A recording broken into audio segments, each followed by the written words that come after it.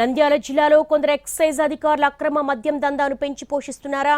Belt షాపులపై కొరడా జులిపించాలన్న ముఖ్యమంత్రి ఆదేశాలను బేఖాతరు చేస్తున్నారా? సోదాల్లో పట్టుబడిన మద్యాన్ని అమ్మేందుకు వెనుకాడటం లేదా?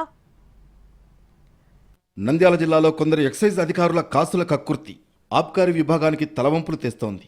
సోదాల్లో పట్టుబడిన మద్యాన్ని అమ్ముకోవడం ఉన్నతాధికారులను తలదించుకునేలా చేస్తోంది. నంద్యాల జిల్లా డోన్ ఎక్సైజ్ సిఐ వరలక్ష్మి పట్టుబడిన మద్యాన్ని సిబ్బంది ద్వారా బెల్ట్ షాపులకు సరఫరా చేస్తుండగా పోలీసులు పట్టుకున్నారు.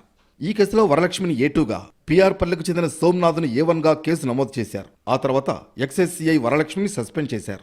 ఎక్సైజ్ శాఖలో తిమింగ్లాలుగా ఉంటూ ఈ డోన్ సబ్ డివిజన్లో అనేక బెల్ట్ షాపుల్లో అమ్ముకొని అక్రమాలకు పాల్పడుతున్న గతంలో కూడా మేము ఆరోపించడం జరిగింది.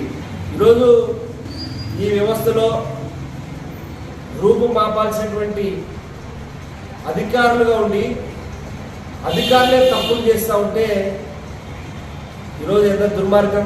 స్టేషన్ హౌస్ ఆఫీసర్గా ఉన్నటువంటి సిఐ గారే అమ్ముకున్నారంటే ఆమెను సర్వీస్ నుంచి రిమూవ్ చేయాలని సిపిఐగా మేము డిమాండ్ చేస్తాం. అయితే ఎక్సైజ్ సిఐ వరలక్ష్మి తీరు ఆది నుంచి వివాదాస్పదంగా మారింది.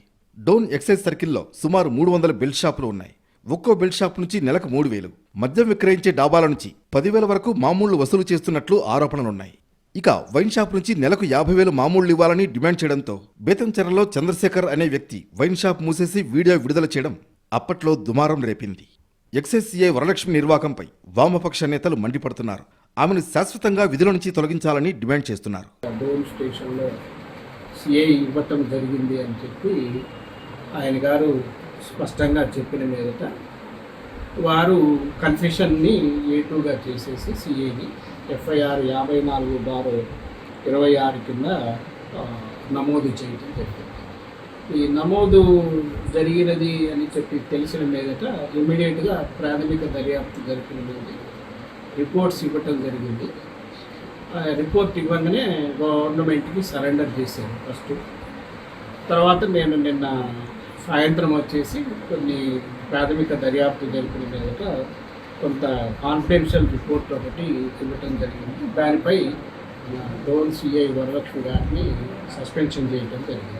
ఇలాంటి ఘటనలు పునరావృతం కాకుండా అన్ని ఎక్సైజ్ పోలీస్ స్టేషన్లపై నిఘా పెంచాలన్న డిమాండ్లు వినిపిస్తున్నాయి.